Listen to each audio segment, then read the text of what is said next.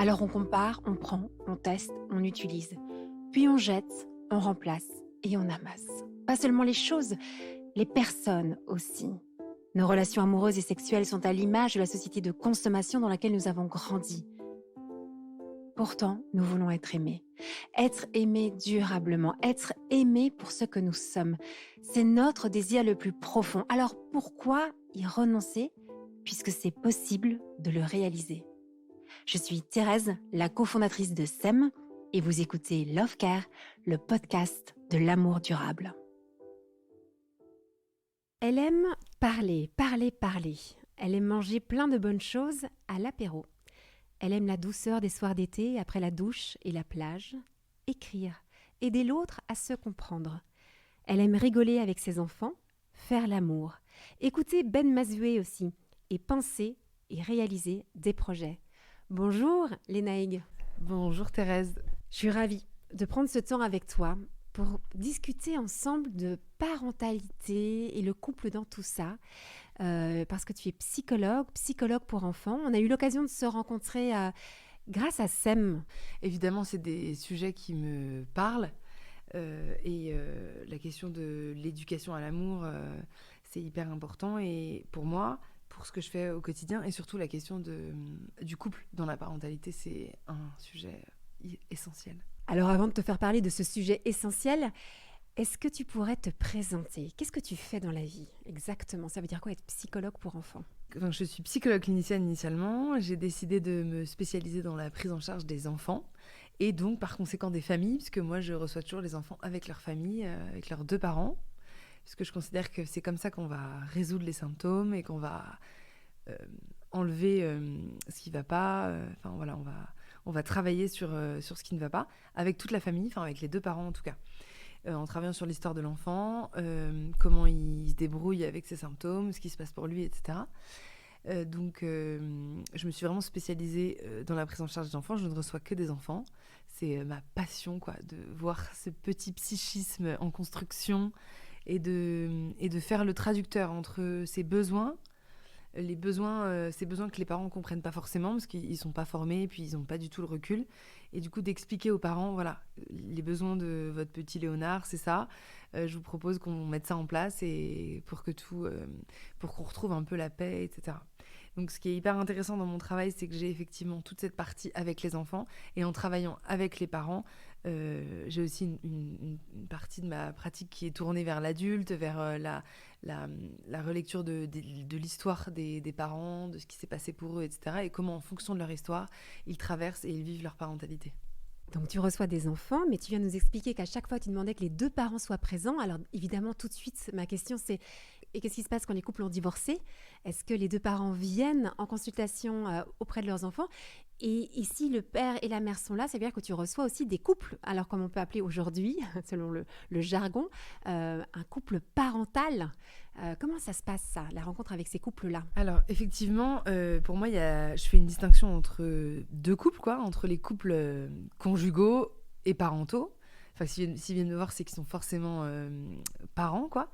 Et les couples qui sont plus des couples conjugales, mais en tout cas un couple qui essaye de rester, qui est ou essaye de rester un couple coparental. Donc vraiment une équipe autour de l'enfant, une équipe, ce que j'appelle coparentale. Effectivement, moi, j'exige, parce que c'est vraiment une exigence d'avoir les deux parents à la consultation, parce que je trouve que c'est essentiel. En fait, si toutes les fois où j'ai eu un peu de flexibilité par rapport à ça, je l'ai toujours regretté, parce qu'en fait, j'ai toujours manqué d'une information. C'est comme si je connaissais que la moitié de l'enfant et des projections qu'on a de lui et de ce que l'enfant projette aussi sur ses parents et du vécu de chaque parent. Pour moi, c'est très important d'avoir les deux parents, de savoir aussi ce que l'autre parent pense de l'autre, dit de l'autre, regarde l'autre et tout. Pour moi, c'est très important. Donc aujourd'hui, sauf si vraiment il y a des injonctions de justice qui font que les parents ne peuvent pas être dans la même salle en même temps, je continue d'avoir cette exigence par rapport aux couples séparés. Et en fait, souvent les couples quand même acceptent tous les deux. Et quand il y a des gros conflits où vraiment pour eux c'est insupportable d'être dans la même pièce, je fais en deux temps. L'idée c'est pas non plus de mettre à jour, enfin de montrer à l'enfant des conflits parentaux, horribles à vivre pour lui, donc en tout cas difficiles à vivre pour lui. Donc parfois je reçois le papa avec l'enfant puis la maman avec l'enfant, mais c'est quand même assez rare parce qu'aujourd'hui les parents quand même font attention à bien s'entendre pour leur enfant, prennent des décisions communes, etc. C'est vraiment, hein, c'est assez rare que les parents refusent de venir ensemble quand ils sont séparés. Parfois, quand ils sont pas séparés, le papa travaille trop, la maman pense que le papa sera pas d'accord, etc. Donc moi, je leur dis venez, vous faites venir les papas, puis après moi, je les fais s'intéresser à la consultation, enfin à tout ce qui se passe dans la consultation et tout ce qui se passe pour leur enfant. Les deux arrivent à se mobiliser autour de leur petit, en fait. Pourquoi est-ce que certains parents refusent d'aller voir le psychologue? Et dans un couple, l'un peut être moteur et l'autre va difficilement suivre. Alors pour moi, il y a une première réponse à ça, c'est que la psychothérapie, enfin la psychologie en général, est encore aujourd'hui assez mal vue et assez mal vécue par certaines personnes. En fait, c'est assez rare aujourd'hui les parents qui ne sont pas allés qui ne sont pas allés consulter pour leur enfant. Il y en a quand même énormément. Et surtout que moi, je fais beaucoup de guidance parentale. Donc en fait, la guidance parentale, même si on fait du travail de fond sur évidemment les représentations parentales, l'histoire de chaque parent, etc., on a aussi je donne des conseils très concrets. C'est souvent que les parents ont une mauvaise image de la psy, ils voient ça comme une psychanalyse qui va pas parler pendant toute la consultation, etc. Puis ils arrivent, ils voient que je suis chaleureuse, sympa, que je discute et que je leur demande qu'est-ce qui se passe avec leur petit qui casse un peu les pieds en ce moment. Et dans ce cas, ils se détendent un petit peu, puis ça se passe plutôt bien. Mais est-ce que tu as déjà pu observer que face à une difficulté qu'un des deux parents repère chez leur enfant, ça peut engendrer un conflit au sein du couple? Je m'explique. Tu vois, je vois que mon fils de 4 ans fait des cauchemars. Je dis, mais il faut qu'on fasse quelque chose, c'est pas normal. Et l'autre dit, mais non, il n'y a pas de problème. Et on sent qu'on n'est pas en accord sur le fait qu'il faudrait aller consulter ou qu'il faudrait aller demander de l'aide. Et que ça peut générer de la frustration, de la colère qui vient abîmer la relation conjugale. Bien sûr que la prise de rendez-vous chez un psy peut être tout à fait le moteur d'une dispute, d'un désaccord, etc. Mais c'est pas à toi que je vais... Enfin, tu sais très bien comme moi que quand il y a une difficulté conjugale, tout est prétexte aussi à la dispute, au désaccord, etc. Et finalement, le fait de prendre rendez-vous ou pas chez le psy, c'est un désaccord parmi presque des centaines et des centaines. Et puis, en réalité, quand ils sont dans mon bureau de consultation, après, les parents sont tous les deux contents d'être là pour résoudre le problème, etc. Mais l'accordage relationnel autour de cette prise de rendez-vous a peut-être été compliqué parce que, en fait, toute la relation est compliquée. Parce que le couple, à l'épreuve de la parentalité, enfin, le couple, quand le couple passe à l'épreuve de la parentalité, ça peut être compliqué, quoi. Tu parles d'épreuve de la parentalité. Pourquoi c'est si difficile quand on est un couple d'amoureux, de devenir parent? C'est vrai que le couple aujourd'hui, moi je parle vraiment du couple à l'épreuve de la parentalité, d'un point de vue pratique déjà. Avoir des enfants, c'est avoir moins de temps. C'est avoir moins de disponibilité psychique. C'est être plus fatigué, avoir plus de fatigue. C'est avoir toute la question de la charge mentale qui tourne aujourd'hui beaucoup, mais qui est pour moi aussi, que les couples portent aussi beaucoup tous les deux, hein, parce que chacun des membres du couple porte une forme de charge mentale. Toute l'énergie et tout ce qui nous reste de courage, d'énergie après le travail part aussi dans cette charge mentale. Donc ça, c'est une première chose. D'un point de vue pratique, ça prend quand même beaucoup d'énergie d'avoir des enfants. Il faut voir la réalité des parents qui ont des jeunes enfants aujourd'hui. C'est compliqué, quoi. Il y a aussi, et en plus, donc tout ça est accentué par le fait qu'aujourd'hui, les parents sont pris dans des injonctions complètement contradictoires entre je dois éduquer mon enfant. De fait, je vois comment ça se passe dans la vie. Il ne peut pas être comme ça. Je ne peux pas laisser mon enfant de 2 ans mordre ses copains, me taper, refuser de manger son assiette, etc. Parce que c'est ce que tous les enfants de 2 ans font et c'est tout à fait normal. Ça fait partie de leur développement psychique normal. Donc les parents sont pris dans cet élan de cadre, de limite, et ils sont freinés par des injonctions qu'ils peuvent recevoir de leurs amis, de leur famille, et surtout sur les réseaux sociaux, sur Internet. Des injonctions à la bienveillance, à la tolérance, à l'impossible fermeté, l'impossible posture cadrante et ferme du parent. Donc, pris dans cette dualité, dans ces injonctions, les parents, au mieux, ne font rien, donc laissent un peu les choses passer. Au pire, refusent tout cadre, toute fermeté. Et un enfant à qui, depuis l'instant où il appelle les limites, c'est-à-dire à partir entre 1 an et 18 mois, si entre 1 an et 18 mois, on ne lui donne pas cette nourriture-là, cette nourriture de cadre, quoi, cette nourriture psychique, l'enfant continuera d'appeler. Et un enfant de 2 ans, 3 ans, 4 ans, 5 ans, 6 ans qui appelle les limites, c'est un enfant qui a du mal à dormir tout seul, qui décide d'aller dormir avec les parents. C'est un enfant qui dort très peu, qui mange ce qu'il veut, qui fait des crises, qui est complètement intolérant à la frustration. Et ça, pour un couple, c'est une vraie épreuve. C'est très compliqué de vivre avec des enfants comme ça. Moi, je vois la vie de mes patients. Je leur dis, vous êtes hyper courageux, mais il faut que ça s'arrête tout de suite. Et ça va s'arrêter tout de suite. Vous inquiétez pas, on va faire en sorte que ça s'arrête très rapidement. Et globalement, ça s'arrête très rapidement. Il suffit de remettre du cadre et de donner des conseils très, très précis. Et quand on règle ça, souvent les couples aussi disent « Ah, on retrouve du temps pour nous, quoi. On savait pas qu'on pouvait, en fait, encore avoir du temps pour nous alors qu'on était en couple. » Ça, c'est vraiment une réussite quand ça se passe comme ça. Ça te parle Évidemment que ça me parle énormément. Et tout particulièrement, aussi c'est marrant, ça rejoint aussi mon expérience de maman. Moi j'ai eu aussi 3 enfants. Et je me rappelle que dans cette période de fusion, où on est quand même en fait, un bien-être aussi d'être dans cette fusion. En tout cas, quand elle se passe bien, c'est quelque chose de très réconfortant. Alors moi, ce que j'ai toujours pensé, c'est que ce besoin de prendre de la distance, ça ne peut pas venir de la mère. C'est-à-dire que j'ai besoin de toi, qui est mon compagnon, toi mon mari, toi le père de mes enfants, pour me sortir de là. Et souvent, il y a des pères qui vont dire « Allez, c'est toi, prends l'initiative. » Et en fait, non, je ne peux pas parce que je suis prise dans cette bulle, dans cette hyper-empathie où je me sens bien. Et donc, c'est aussi comment le père, enfin l'homme, la figure de père, cette tierce personne, va prendre ce rôle-là de dire « Allez, viens, je t'emmène ». Et à l'époque, nous, on avait un petit rituel, moi j'y pense en fait en t'entendant. C'est qu'après la période d'allaitement, on partait, le père de mes enfants m'emmenait pendant quelques jours dans un hôtel ou dans un petit... Même si parfois on a été prendre un hôtel dans la ville dans laquelle on habitait, hein, donc c'est aussi des techniques de parents, mais quand même partir quelques jours juste en amoureux, et ça marquait la fin d'une période de cette fusion. Mais ce que je veux dire par là, c'est que moi, en tant que maman, je ne pouvais pas moi-même réserver l'hôtel. C'est lui qui pouvait réserver l'hôtel. Je ne sais pas si tu vois ce que je veux dire. Ouais, je suis complètement d'accord. Et il faut inviter les pères à prendre ça, à prendre ces décisions-là. C'est ça aussi qui va enlever toute cette charge autour des mères. Je suis complètement d'accord. Et puis, il y a autre chose que j'ai pu particulièrement observer dans mon cabinet, peut-être que tu dois le voir aussi, c'est que pour certaines femmes, elles préfèrent rester dans ce lien fusionnel avec l'enfant parce que ce lien-là apporte beaucoup plus de satisfaction que le lien qu'elles ont avec leur propre conjoint. Imaginons que la sexualité n'est pas un lieu de joie, d'épanouissement, mais par contre, de materner son enfant, et donc c'est ce côté charnel quand on materne son enfant, est quelque chose d'épanouissant. Elles préfèrent rester avec leur enfant que leur mari parce qu'elles ne sont pas sûres qu'en fait, en se séparant de leur enfant, elles vont y gagner en ayant plus de joie avec leur conjoint, le père de l'enfant. Complètement. Alors, les subtilités relationnelles entre adultes sont beaucoup plus énergivores et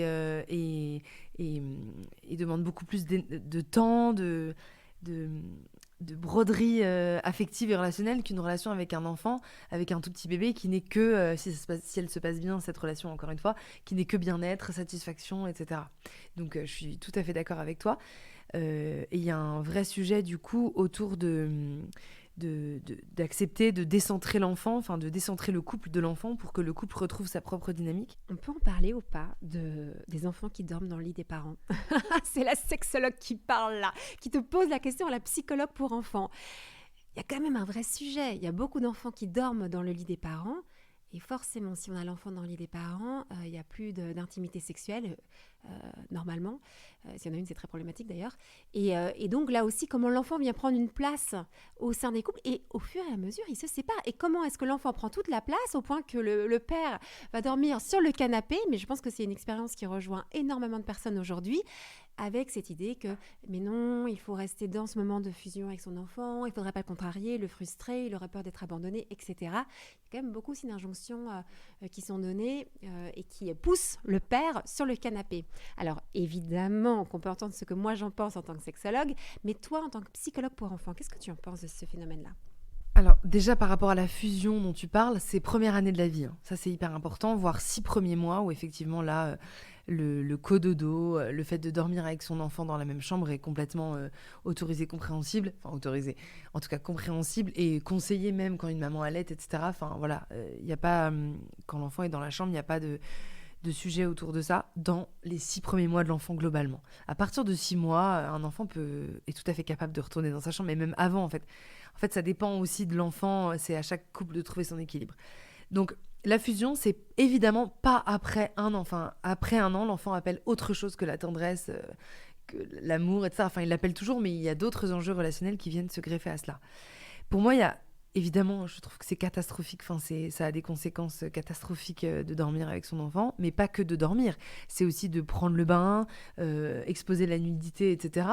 Moi, je répète beaucoup à mes patients, papa et maman, enfin la nudité de maman, c'est que pour papa, et la nudité de papa, c'est que pour maman, ou c'est que pour son amoureuse, quoi, si les parents sont séparés ou son amoureux. Mais c'est pas du tout pour les enfants. Ça, c'est très très important. Et ça fait lien, du coup, ça fait le lien avec un premier axe de réponse qui est le fait que aujourd'hui, si les enfants dorment avec leurs parents, c'est aussi parce que les parents, à un moment, n'ont pas réussi à dire non, ça c'est pas possible. Parce qu'ils se sont dit, il a besoin, il fait des cauchemars, comment je vais faire, qu'est-ce qu'on va mettre en place, etc. C'est que la parole rassurante n'a pas eu assez d'effet et que les parents ont eu besoin de la mettre en acte en se disant je vais te montrer que vraiment t'es pas tout seul. Alors qu'en fait, un enfant peut tout à fait recevoir une parole rassurante et qui donne confiance. C'est clair ça? Donc il y avait la question de l'éducation est centrale. C'est-à-dire que les parents aujourd'hui, ils savent pas faire, ils savent plus faire, ils osent plus faire, ils sont perdus et tout. Mais une fois qu'on a résolu cette question-là de l'éducation, qui peut se résoudre assez facilement, il y a quand même des parents qui résistent et qui me disent mais je n'arrive pas à envoyer mon petit dans sa chambre. Il y a aussi la question de qu'est-ce qu'il ressent le petit, c'est-à-dire l'enfant. Est-ce que l'enfant ressent ce manque d'envie d'un des deux parents de dormir l'un avec l'autre? Enfin, moi, pour rien au monde, j'accepterais que mon mari aille dormir dans le canapé et dorme loin de moi parce que mon enfant est là, sauf si... Enfin bon, non, voilà, j'accepterais pas. Donc, à quel prix, enfin, qu'est-ce qu'ils sont prêts à accepter enfin, c'est que ça doit vraiment pas être très joyeux de dormir ensemble. Voilà, c'est en gros, c'est ce que je veux dire. Je sais pas si c'est très clair. Mais il y a aussi autre chose.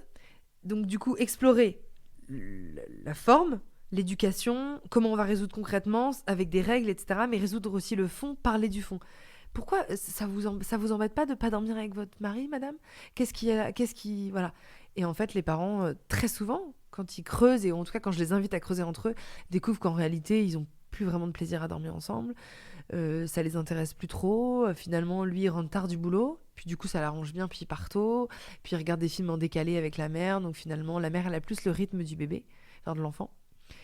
Donc finalement, le conjoint de la mère devient l'enfant, puisqu'en fait, c'est avec elle qui fait des bisous le soir, qu'il regarde un film et que parfois même il dîne. Enfin, où il dîne, il regarde un film et il fait des bisous. Donc l'enfant perd sa place et du coup sa place d'enfant. Donc du coup tout se mélange, qui est adulte, qui est enfant. Voilà, donc c'est constat catastrophique, mais encore une fois, il faut travailler sur qu'est-ce qui se passe vraiment pour les enfants. Je voudrais vraiment revenir sur un point que tu as évoqué assez rapidement, mais peut-être qui peut interpeller celles et ceux qui nous écoutent. Tu dis la nudité, elle est réservée pour son conjoint, qu'on n'a pas à se montrer nu, et même à partir d'un certain âge, tu parles à peu près d'un an, d'arrêter de prendre des bains avec son enfant et de réserver cette nudité au sein du couple. Est-ce que tu peux expliquer davantage pourquoi c'est important, selon toi, en tant que psychologue ? Au moment de l'apprentissage, donc à peu près aux alentours entre 1 et 2 ans, au moment de l'apprentissage des limites, les limites ont besoin de s'exprimer aussi dans les espaces géographiques de la maison, dans les espaces géographiques domestiques. Je ferme la porte à clé parce que là, c'est mon moment à moi, donc j'ai pas envie que tu rentres. Je sais que c'est compliqué, je sais que tu râles, que tu vas râler et tout, mais c'est pas grave. Et l'enfant va râler 1 fois, 2 fois, puis après, il va aller jouer dans sa chambre et ça va très bien se passer. Et ensuite, les habitudes vont rentrer. Donc, vraiment, les limites s'apprennent aussi par les limites géographiques domestiques. Et aussi par les limites relationnelles et par les délimitations, quoi, les espaces de chacun. Là, c'est l'espace de papa et maman. Là, c'est l'espace de Léonard. Là, c'est l'espace de Clotilde. Voilà. Mais là, c'est papa et maman. Et l'enfant va aussi intérioriser ça au moment de l'éducation, enfin de l'apprentissage du cadre. Mais donc, si l'enfant n'a pas reçu ses limites, à la fois d'espace et des limites corporelles, les conséquences sur lui vont être lesquelles ? Ce qu'il faut bien comprendre et ce qui est fondamental, et c'est ce pourquoi j'en parle au quotidien, c'est parce que les limites sauvent les enfants et les limites rendent tellement service aux enfants. Les enfants sont tellement heureux d'avoir ces limites parce qu'ils apprennent à se comporter en société. J'ai le droit de faire ça, j'ai pas le droit de faire ça, parce qu'on me l'a dit, donc je vais vivre ma vie, quoi, et sans me demander tout le temps jusqu'où je peux aller, où sont les limites de ma puissance, jusqu'où je peux aller pour... où est-ce qu'elle est la limite, quoi. Là, les enfants le savent, et du coup, ils vivent beaucoup plus librement. Donc, quelles sont les conséquences ? Je dirais que c'est des enfants et des ados, hein, après il y a l'adolescence, et des futurs adultes qui savent plus très bien ce que c'est les limites de leur propre espace corporel, de leur propre espace psychique, de leur propre espace géographique, etc. Voilà, en fait, il faut vraiment comprendre que l'enfance ne sert pas qu'à vivre des moments heureux. L'enfance prépare à la vie d'adulte. Vraiment. Et donc, quand on devient parent, quand on est très amoureux et qu'on devient parent, on pense surtout à ça, ça va être trop bien les 6 premiers mois, etc. Bon, déjà, il y a la première douche froide où les parents, finalement, ne trouvent pas que c'est si bien les 6 premiers mois. Puis après, il y a un deuxième enjeu aux alentours d'un an, il faut qu'on éduque, etc. Mais c'est ça, en fait, l'enfance. C'est pas que passer des bons moments, faire des bisous et regarder des dessins animés, quoi. C'est ça aussi, évidemment, sinon c'est pas drôle, mais c'est aussi l'apprentissage de la vie en société. Mais c'est peut-être aussi la raison pour laquelle c'est si difficile pour de nombreux couples aujourd'hui de devenir parents, parce qu'on fantasme l'arrivée d'un enfant en se disant que ça va être une expérience de bonheur, d'épanouissement, de joie, en fait surtout de bien-être. Je pense que on imagine que c'est un lieu de bien-être et puis on se rend compte que pas spécialement, parce que mettre des limites à son enfant, il peut râler, il peut être en colère et il faut être quand même solide pour cela, et on aura envie de ne pas lui en mettre pour passer un moment juste agréable ensemble et fun. Donc moi, ce que j'entends dans ce que tu dis, c'est que le fait de ne pas en mettre pour finalement son propre confort à soi, au départ d'adulte, va engendrer de l'angoisse chez l'enfant qui fait qu'il va avoir un comportement difficile. Et puis, on va finir par entendre cette phrase, je ne sais pas si vous l'avez déjà entendue autour de vous, c'est « mes enfants sont insupportables ». Alors moi, ça me donne des frissons quand j'entends ça, parce que les parents qui disent « on a des enfants difficiles ». Ils sont insupportables. Qu'est-ce que tu réponds, toi, quand tu entends ces parents dire ça de leurs enfants, parfois des petits-enfants qui ont déjà ces paroles-là d'adultes sur eux? En réalité, c'est pas l'enfant qui est insupportable, qui épuise les parents, qui est pénible avec les autres et tout. C'est les parents qui n'ont pas encore identifié le besoin de l'enfant. Une fois qu'ils vont l'identifier, qu'ils vont répondre, les enfants seront plus insupportables. N'oublions pas que le rôle des enfants, c'est d'exprimer des besoins. Le rôle des parents, c'est d'y répondre. Et moi, nous, les psys, pour enfants, notre travail, c'est de traduire entre les deux. Effectivement, les parents projettent beaucoup de bien-être et tout. Moi, je fais partie dans mon groupe d'amis, des filles qui ont eu un enfant en premier. Enfin, je crois que j'ai eu mes enfants avant un peu tout le monde. Et ils rigolent un peu, mes amis, de voir que je suis assez sarcastique sur la vie avec des enfants, etc. En fait, en réalité, je suis pas vraiment sarcastique. J'accepte et j'accueille plutôt l'ambivalence, ce qui est différent. C'est-à-dire que on peut aimer plus que tout au monde nos enfants, décider d'en faire 1, 2, 3, 4, parfois 5, et décider de toujours accueillir, que c'est incroyable d'avoir des enfants, tout en se disant souvent, là j'en ai marre, finalement c'est pas ça trop mon bien-être, quoi. Enfin, c'est pas vraiment ça que j'ai décidé pour ma vie, et c'est pas l'organisation qu'il me faut, et là j'ai pas très envie d'être avec eux pour l'instant, et là cette période-là elle est compliquée avec lui, mais ça ira mieux demain, etc. Donc l'acceptation de l'ambivalence est hyper importante, et je trouve qu'on découvre l'ambivalence. L'ambivalence, je rappelle, c'est la cohabitation de 2 sentiments et de 2 émotions opposées. J'aime tellement mes enfants, mais en même temps, j'aime tellement quand ils partent, quoi. Enfin, j'aime tellement le matin quand j'ai déposé à l'école, et je suis tellement contente de les retrouver le soir, mais en fait, voilà, il y a un peu ces 2 émotions qui cohabitent, d'accord ? Donc, on oublie qu'il va y avoir cette ambivalence. Donc cette ambivalence effraie un petit peu quand elle arrive au début de la vie, parce qu'elle arrive très très rapidement. En réalité, presque même des mères décrivent l'ambivalence à la maternité. Je sais pas si toi, tu vois ce que je veux dire, mais il y a voilà, on peut se dire, oula, mais en fait, ça y est, mon bébé, il est là pour toute la vie, ça va être compliqué et tout. Bref. Donc l'accueil de l'ambivalence, c'est hyper important, personnellement, mais aussi en couple. D'accord ? Je trouve que ça, c'est très important. Et juste pour continuer là-dessus, ça répond à ta question. Il y a aussi quelque chose de très important, je trouve, c'est que le couple est mise à l'épreuve dans la parentalité, alors qu'en fait, c'est un très très bon allié dans la parentalité. Le papa et la maman sont extrêmement complémentaires, d'accord ? Et moi, je le répète à longueur de consultation, papa et maman n'ont pas le même rôle. Déjà parce que, comme je vous ai expliqué au début de notre échange, déjà parce que ils n'ont pas la même réalité biologique, et en plus parce qu'ils n'ont pas la même réalité organisationnelle, professionnelle, etc. Donc le père et la mère ne peuvent pas avoir les mêmes réponses au même moment, puisque ils sont différents initialement et en plus dans leur posture. Donc moi je trouve qu'il faut se servir de cette différence, de cette altérité, etc. au service de l'éducation et de l'enfant. Attends, tu dis qu'on peut se servir de cette différence, mais elle est souvent un lieu de conflit. Comment t'éduques les enfants? Je ne suis pas d'accord. Tu les laisses toujours regarder les écrans. Tu leur fais bouffer n'importe quoi. Et en fait, on va utiliser l'éducation des enfants comme un lieu aussi de conflit. Ou en tout cas, on va avoir des conflits à propos de l'éducation des enfants. Euh, c'est quand même compliqué pour deux personnes qui ont une histoire différente, un vécu différent, d'essayer d'imaginer ensemble la façon dont ils vont éduquer leurs enfants. C'est le lieu de conflit peut-être par excellence. Parce que déjà, c'est un lieu qui vient réveiller notre histoire. Mais pas juste notre histoire, ce qu'on a fait dans la vie, notre histoire profonde de nos premières relations affectives avec nos parents et aussi de l'image du couple parental qu'on a eu. Ça, c'est aussi hyper important. Donc comme ça vient réveiller un peu toutes ces premières relations précoces, ces représentations que chaque parent a du couple et de l'éducation, c'est très ancré et donc très difficile à détricoter, je dirais.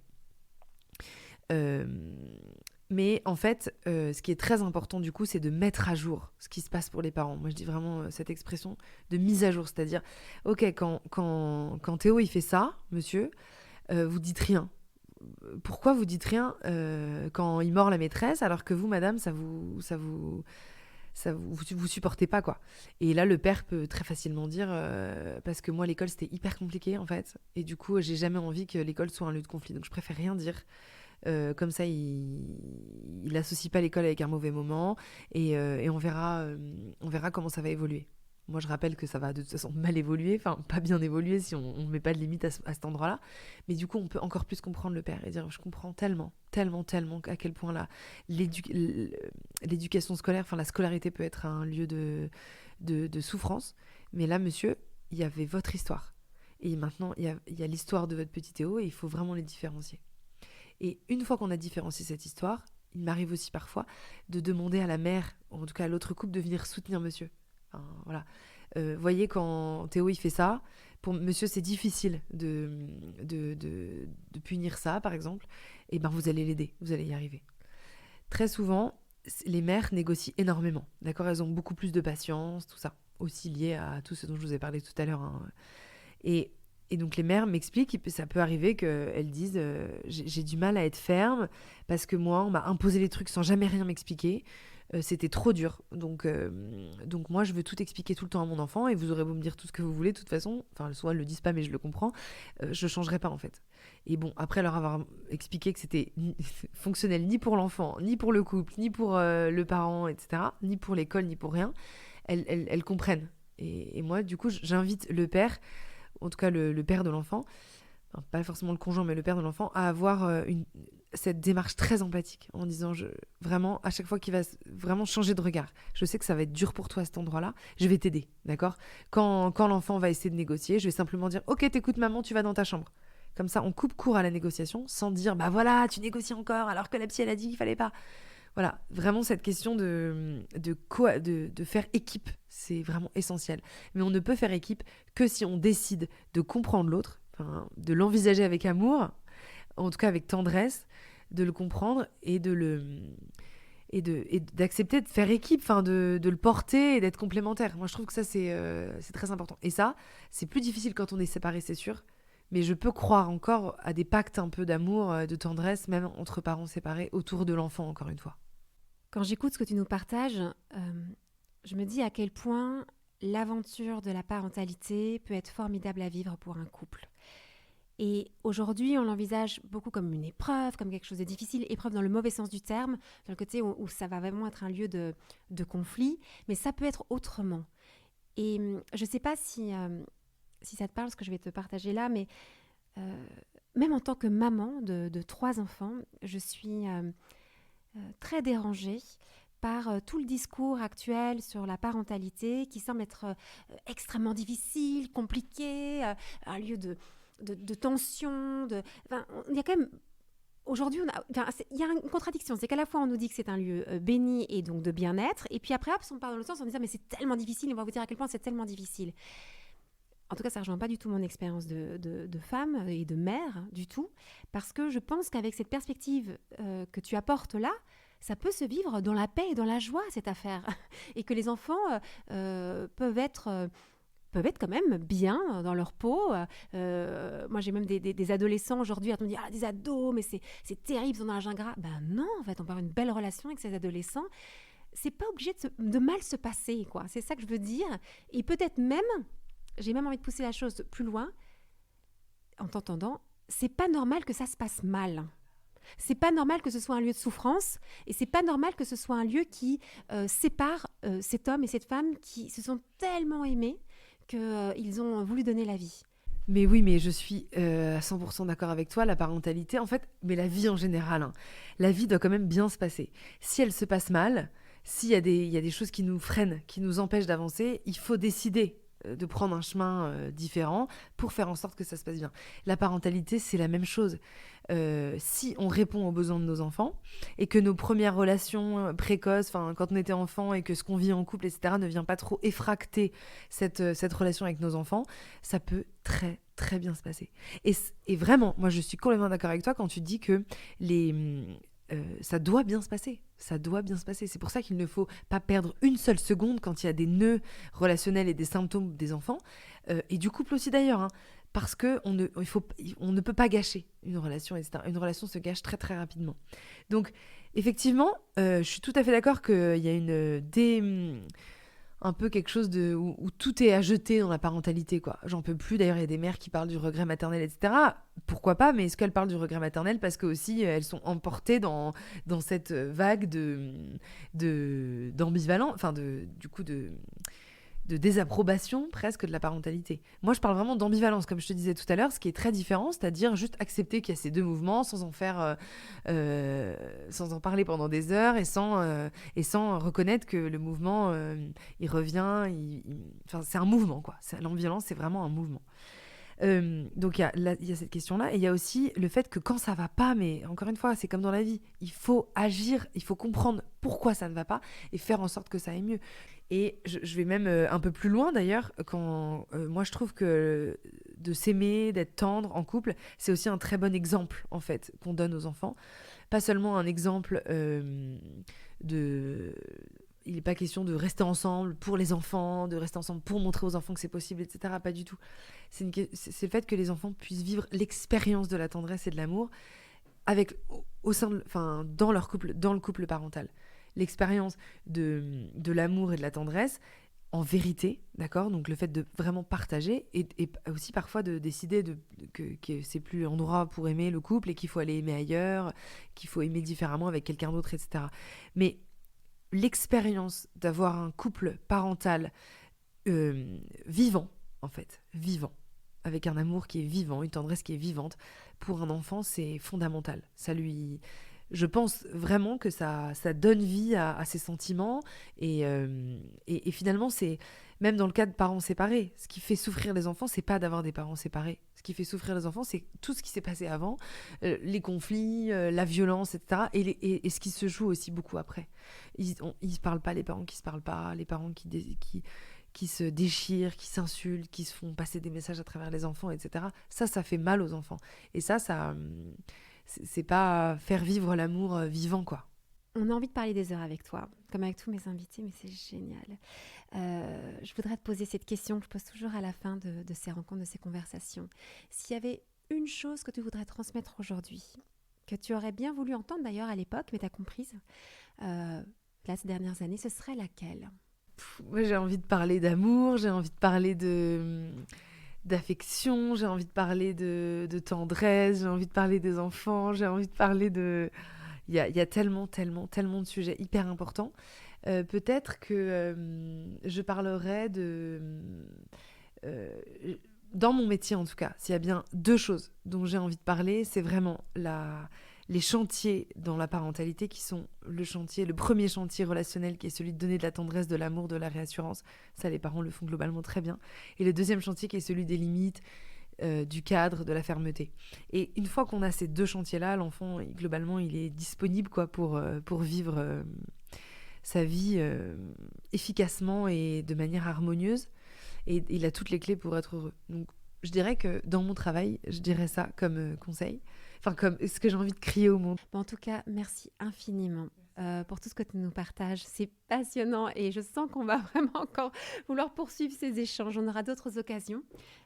Merci pour ce que tu fais. Merci pour tout ce que tu nous as apporté aussi par rapport à la relation des couples. On aura envie évidemment de te faire parler des enfants aussi dans ce qu'ils vivent. Donc voilà, j'espère qu'on aura l'occasion de se recroiser, de repartager ensemble. Merci beaucoup à toi. À bientôt. Merci. Si vous désirez l'amour durable, retrouvez toutes les propositions de SEM sur notre site internet sem.co et sur nos réseaux sociaux Instagram et Facebook. Si vous êtes un professionnel du love care, rejoignez la communauté SEM. Et pour semer avec nous cette vision de l'amour, mettez un avis ou 5 étoiles sur votre plateforme d'écoute pour soutenir ce podcast. Venez signer notre manifesto et surtout, parlez de SEM autour de vous. Parlez-en à vos amis, à vos familles, à vos collègues qui ont tant besoin d'être outillés et accompagnés pour vivre leur désir le plus profond, aimer et être aimé durablement. Ensemble,